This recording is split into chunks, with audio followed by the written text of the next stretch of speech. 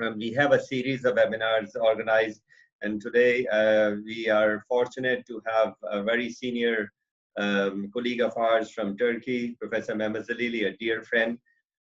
He has been really the force behind a lot of us. He doesn't let us sleep, make us work a lot all the time. And you know, there are days that he would email me 4 or 5 times about this, many things that I have to do. So you can imagine the amount of dedication that he has. So I'm grateful, and this is the first of these webinars that we're starting on. And on Wednesday, we are going to reverse the role. So Mehmet will be the moderator, and Sandeep is going to be giving a talk on Wednesday. So hopefully we can have that sorted. We'll tell you the time, etc. once this is done. So Mehmet, I think you can start. If Sandeep is not here, we should start because I know we have 1 more minute to go. Is there anybody has any question? You can type.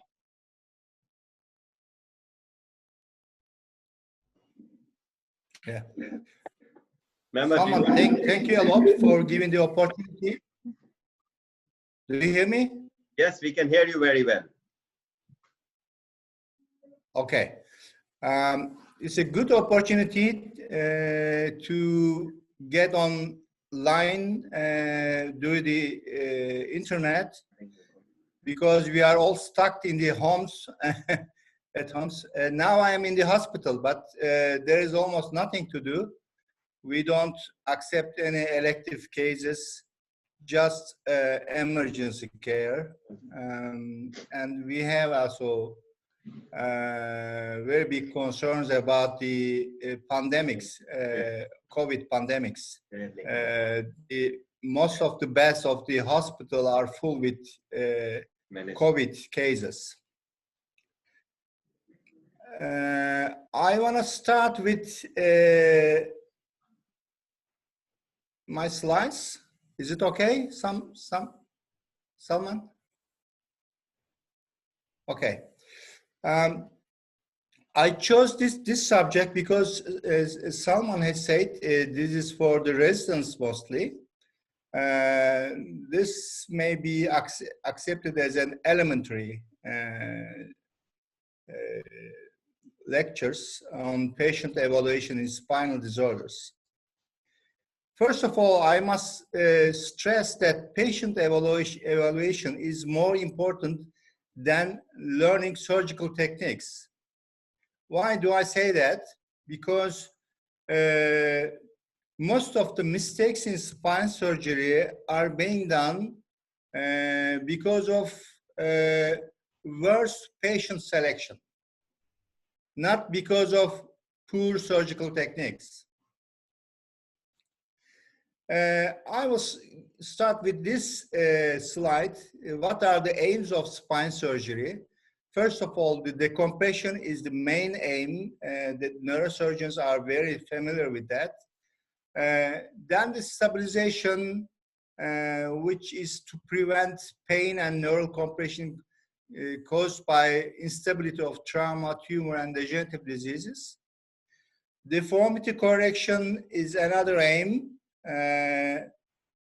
The surgery for scoliosis and kyphosis, and oncologic surgery to remove the tumors. If you look at the first 3 reasons, in most of the time, it is for pain relief, decompression, stabilization, and deformity correction. Possibly in adolescent scoliosis, it's not. Adolescent scoliosis patients do not have pain at all, but in the adult ages, they mostly have pain because of deformities. If you want to classify spinal disorders, most of them are non-specific. The patients come to you with low back pain, and neck pain. Even they have some MR images with them that is bringing to you. Most of them, they do not have specific diseases, which may comprise 10 to 15% of all spinal disorders. So, because of that, evaluation of pain is very important. pain is the primary and most important symptom, and back and neck pain are the most frequent types of pain in population, probably after headache.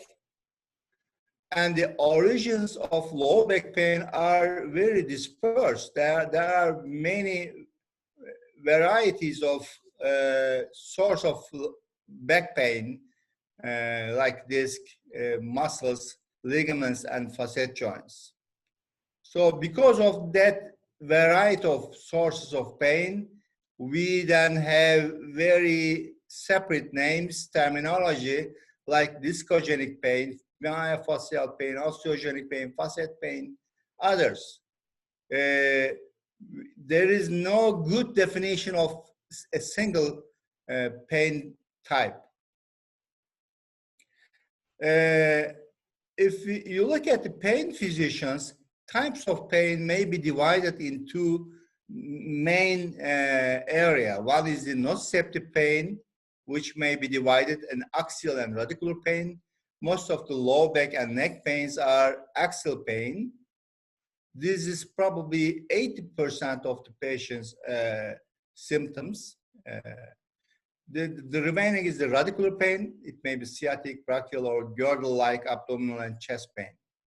And neuropathic pain is a central pain, which results mostly because of the injury of the peripheral or central axons of the central nervous system or peripheral nervous system.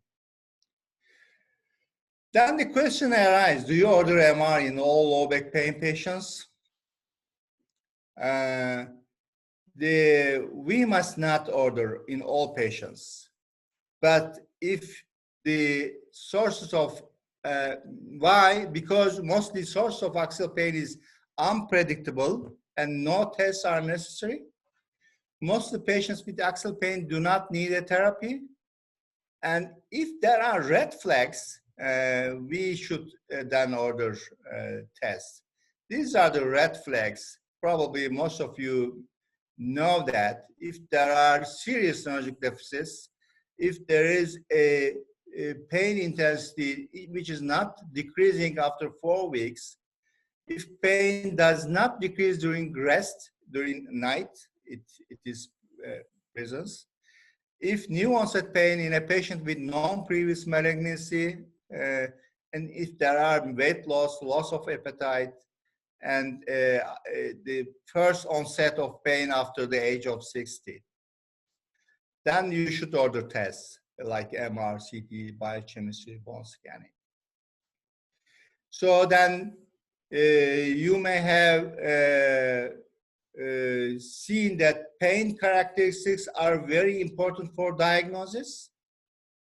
And for instance, the morning stiffness is a specific findings with the rheumatologic disorders, but also with discogenic low back pain. Mechanical pain is the pain initiating and exacerbating with activity and without structural signs, like mechanical low back pain, discogenic low back pain, and facet syndrome.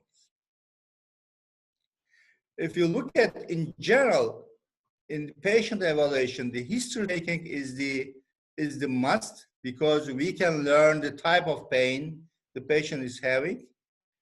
Then the observing the patient, physical examination and neurological examination, then the radiology. This is all what we do for patient evaluation. History taking is probably, if you get a good history, you have come to diagnosis in 80% of the cases. You can come without any examination even.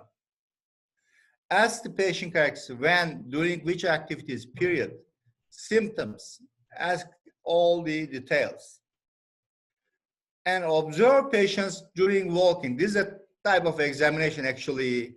Look at the patient during walking. You can identify a spastic paraparesis from foot rub. You can identify a Parkinson's disease or a scoliosis or kyphosis. Then the physical examination is very important. Actually, probably our residency programs do not involve it too much, but we must always palpate the painful area with trigger points and sacroiliac joint pain. We must look at them. Let the patient flex and extend the body, and passive movements of the neck and back we must all search for. Sacroiliac joint pain is one very important thing that we are missing many times. I've seen many patients who came to me with a previous suggestion of surgery, for instance, but I examined the patient and found a sacroiliac joint pain only. Some reports say it is 25% of all back pain. Neurological examination, yes, we must know it, but there is probably too much stress in residency programs, but it is not the sole exam in spinal disorders. We must be also looking at the muscles, the strength, and the flexibility of the body. In an elderly patient with lower extremity symptoms, please search for the upper extremity symptoms. Look at them. For radiology, best test is MR. Yes, CT valuable in bony problems, but the recent trend is standing whole spine radiograms, and then we can measure the sagittal and coronal balance. We must stress that specificity of MR images in degenerative spinal diseases is very low. There is almost no correlation with radiology and degenerative spine disease symptoms. And radiologists report lumbar disc herniation in 25% of normal population in adults. So our logo must always be that operate the patient, not the films. So I'm very surprised that many patients are sending email or WhatsApp messages to find a solution for their spine problems and sending one image or a report of the image, but they don't care about the examination or history taking. So we must be very skeptical for giving diagnosis to internet emails or WhatsApp messages. Besides, I am showing this example. This patient has came to me with a 3 months history, but when I saw that patient, he had almost no pain, and I did not recommend the surgery. Although there is a huge free fragment of disc herniation, L5S1 on the right side, caudally migrated. But what would be a surgery do? That there was no motor deficit, nothing. I didn't operate him.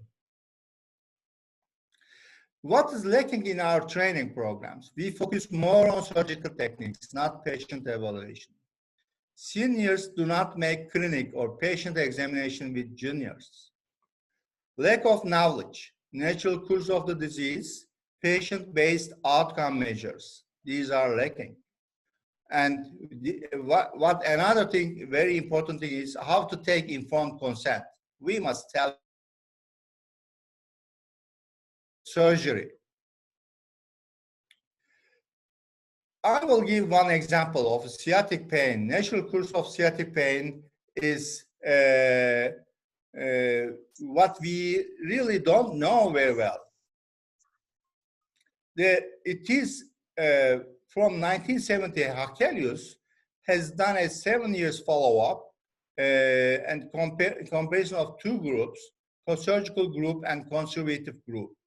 Surgical group had more rapid improvement and return to work, but conservative group had slower improvement and return to work. However, both groups were same at the end of 7 years. And the recurrence of sciatic pain was same in both groups, 12%. One of the most cited paper is from Weber. It is 1983, almost 30 years. It was a randomized controlled study with 126 patients. And he was telling at the end of 4 years, there was no difference in success rates of surgical and conservative groups.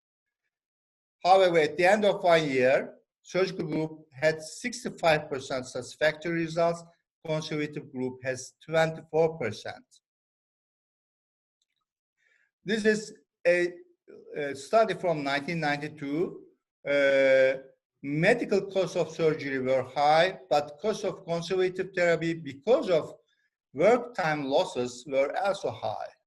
So then they decided conservative therapy is more costly. So our informed consent must consist of those evidence-based spine surgery guidelines or information taken from the literature. What it must have, informed consent, what a patient must learn. One is the success rate of surgery. For this condition, you can say 90% success rate. Complication rate, you can say 9 to 10%. Major risks, probably 1% or 1 to 3%. Alternatives, yes, there are alternatives. And cost of surgery, it depends on the conditions, whether it is private or official or other. For the success rate, the outcomes tests, if they are physician-based evaluations, usually report better outcomes. You can read from the literature, 99% success rate, because the surgeon are declaring that, hey, you are bad, you are good, to the patient. But if you ask the patients, they usually report worse outcomes. Their expectations are maybe somewhat different than what you think as a surgeon. So even for a disc herniation, it may be as low as 60%, 70%. Recommending surgery for lumbar disc herniation. The main reason is to decompress and relieve the pain. And if it's acute, it may resolve in the first 4 weeks. After 4 weeks, it will not get a very fast recovery. But in 1 year, it will probably be mostly relieved, the pain, I mean. But if you say that if not operated, you'll be paralytic, or you'll get impotence, then the patient will accept the surgery. This is not true. But this is one of the most common mistakes that's been done. A surgery, does it cause any vital problem? No. Does it cause any neurologic deficits? No. Pain can resolve by the time? Yes, it may. But are you able to, if the pain is so severe, are you able to wait for 1 month or 12 months? You must tell the patient. In conclusion, we must know the natural history of a disease. So I don't want to repeat this. Actually, these are what the patients must know from us.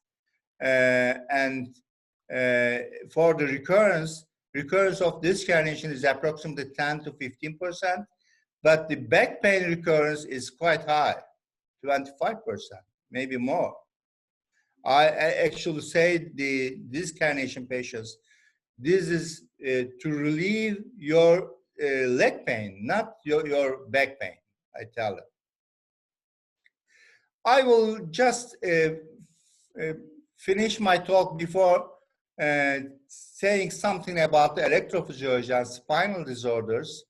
Actually, there are many reasons as physicians ask for electrophysiologic tests. These are to learn subclinical neurological affection. Is it possible? I don't know. I'm not sure for that. In case of multi-level radiological lesion, to learn which level is causing the neurologic symptoms and signs, probably you can learn in 20 or 30% of the cases. This is just estimation. This is not a real scientific data. There is no good scientific data on that. For differential diagnosis of radiculopathy from peripheral neuropathy, it is not known well. Actually, I'm very curious about the differentiation is possible.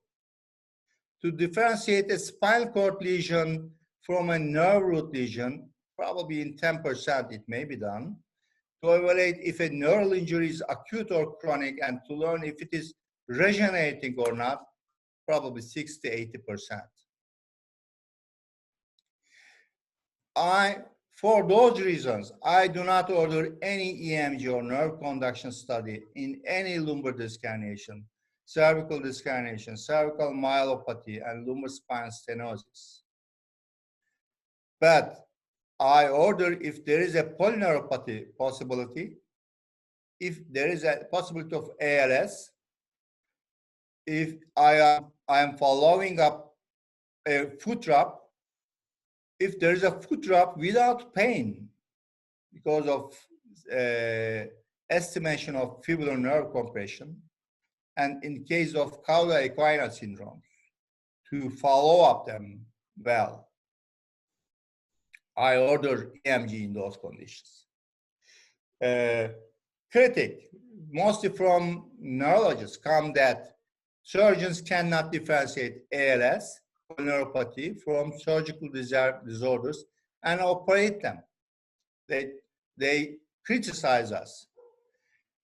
To not be in those critics, we must consider polyneuropathy if there are glow-stalk type symmetrical sensory deficits, neuropathic pain more intense than somatic pain, pain during rest, and symmetrical deep tendon reflex losses. ALS considerations, if there is motor weakness without pain, muscle atrophies are more prominent, symmetrical weakness, and fasciculations. Order EMG and nerve conduction velocity study if there are symmetrical sensory deficits, neuropathic pain, pain during rest, symmetrical DTR losses, atrophy is more prominent, and if there are fasciculations. Sometimes EMG specialists cannot differentiate ALS from other diseases if he is not in the proper muscle. He must be inside the muscle that is fasciculating. So then he will see giant motor unit potentials, which are very abnormal and very specific for ALS disease. In conclusion, EMG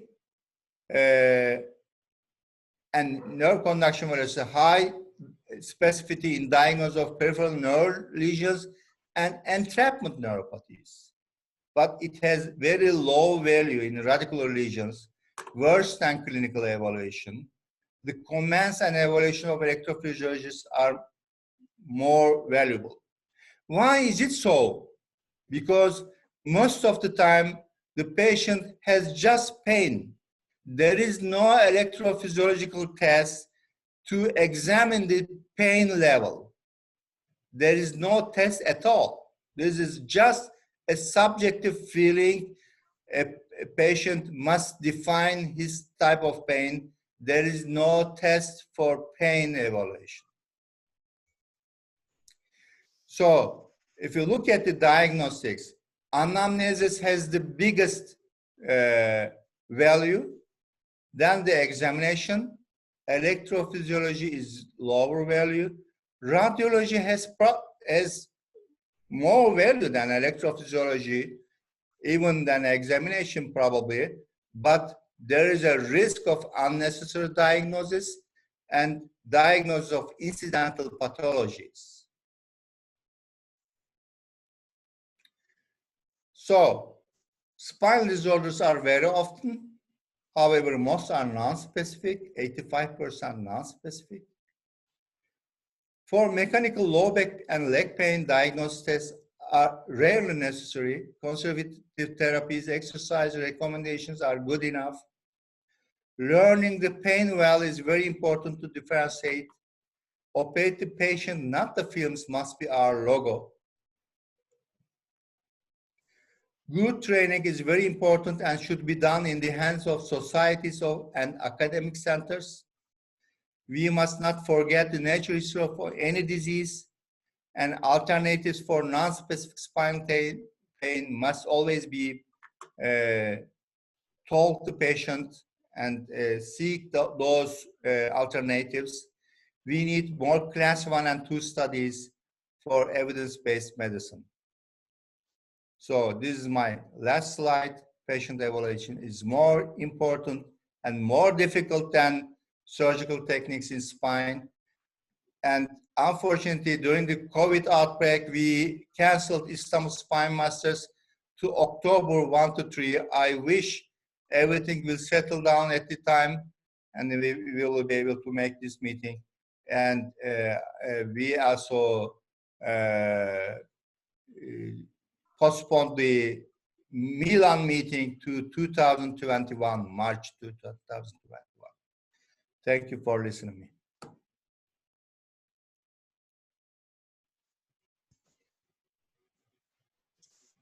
Thank you, Dr. Zileli. Sorry, Sandeep, carry on. You are the moderator. Yes. Yeah, hi, Sandeep. How are you? Good. So I'm sorry I could not log on at the time. So I was just a couple of minutes late.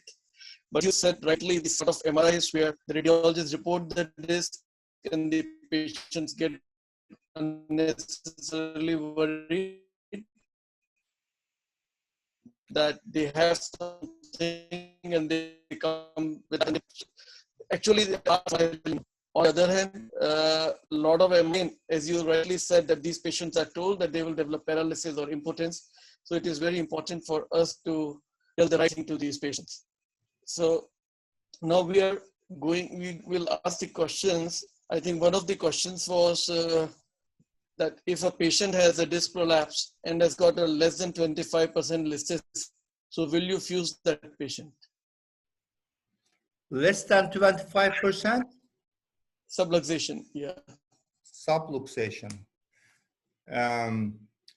Yes, actually, in disc herniation patient, a fusion surgery may be necessary in certain conditions, not most of the time, very rarely. If there is significant back pain additionally for ongoing, continuing back pain, if there are instability signs like some subluxation or severe modic changes, if there is the disc height preservation, you can also consider a fusion surgery, right? Would a dynamic X-ray decision? Suppose if on dynamic X-ray there is no movement. If there is no movement, if the disc height is very low, if there is no big back pain, it's not necessary for surgery to make a fusion surgery.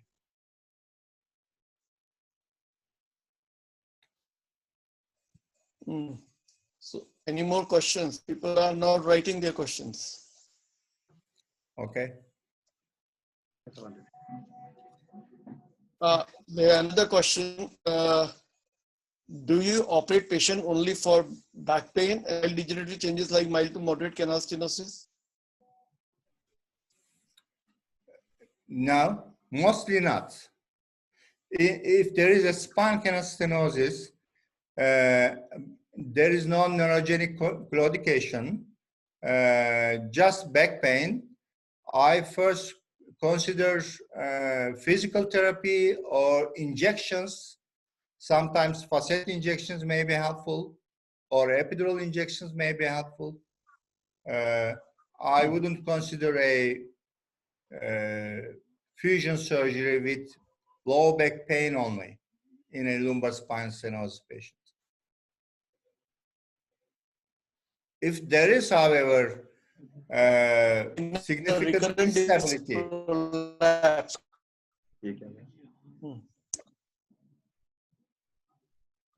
If there is significant instability. In a recurrent disc prolapse or a recurrent. Oh, yeah. This is a good question. In recurrent disc herniation, if it is second recurrence, I always recommend a fusion surgery. If it is a first recurrence, and in this recurrence, if there is no back pain or in the history back pain episodes, I just do a simple discectomy. Yeah. But if there is severe back pain episodes, if there is modic changes, if there is some movement in flexion extension films, if the disc height is very high, so those patients may be a candidate for a fusion surgery. So in those patients where you are fusing, would you do a percutaneous fusion or you would do an open fusion in a recurrent patient? I do open surgery, but I'm not against percutaneous screw fixation. It may be done. Mehmet, what I would say that, there are some patients in whom you do need proper decompression or there's scar or whatever, and then you may be better off doing an open surgery. On the other hand, majority of the time, you can get away with minimally invasive surgery these days, doing maybe an MIS TLIF kind of thing. That may be an option. Okay. Nicola, sorry, carry on. Carry on. Yeah, scar tissue may be a problem in open surgery and minimally invasive surgery, in both of them. Yeah. It doesn't matter. So if it's a lot of scar, if you're coming from the joint itself, you're coming transforaminally, then obviously you don't hit the scar. And that's why it may be an option by doing an indirect decompression, by elevating the disc height as well. So that's an option. Yeah. So unilateral pedicle screw fixation may also be an option in that instance. Nicola, you are there. You want to ask any question or discussion? Yes, I wanted to ask, with regards of multi-level degenerative spine, sometimes, for example, when I examine my patients and when I see the MRI scan and I'm still, and I'm talking to the patient, I'm still not aware where the pain generator is. I know some people don't accept this term pain generator, but I still use it. I think it's something that I can explain easy to my patients. What is it about? So say symptomatic level, so it's probably more accepted. So when I'm not sure exactly which level is symptomatic, I normally do steroid injection. I wanted to ask what do you guys think about that and how this is in your practice? And then the second question, to make it a bit more modern and in line with the current situation of coronavirus. So we have received from nearly all the insurers that the steroid injections during this coronavirus outbreak should be stopped because steroid is decreasing the immunity of the patient. I had a few conversations with different anesthetists, and actually some of the societies later on said that this is not proved, and because we use locally and not very big dose of steroids, we cannot for sure say that this could be harmful for a patient with coronavirus. So what is your take on that, and what are your comments? In fact, our pain physicians do not make any injections nowadays, and we also don't do it. But I don't think one dose of injection will be very much concern for COVID infection, because it's just one. Yeah, that's my take as well, and that's what I wrote to the societies back, saying that this is a procedure that should not be banned. And I spoke with a few physicians, and they think the same. But we got letters from all the insurers to stop these injections. Of course, now we don't do much of these procedures, but maybe in the nearest future we'll resume, and we should know what to do with these patients. But do you do otherwise injections to discriminate the level in your practice, Mehmet? What is your practice with that, if you have multi-level?